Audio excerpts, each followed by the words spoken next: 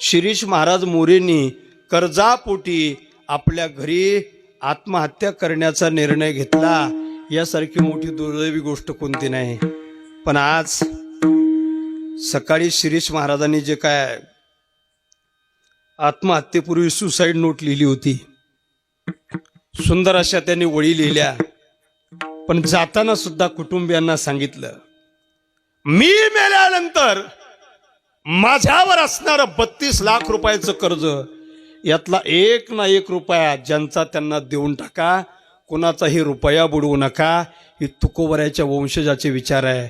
आणि आज सकाळी बातमी वाचली, या राज्याचे कर्तव्यदक्ष आणि कर्तबगार उपमुख्यमंत्री एकनाथजी शिंदे साहेबांनी शिरीष महाराज मोरे यांच्या कुटुंबियांचं 32 लाख रुपये कर्ज फेडण्याचा निर्णय घेतला. राज्याला एकनाथ शिंदे सारखा उपमुख्यमंत्री मिळाला, हे राज्याचं भाग्य आहे महाराज.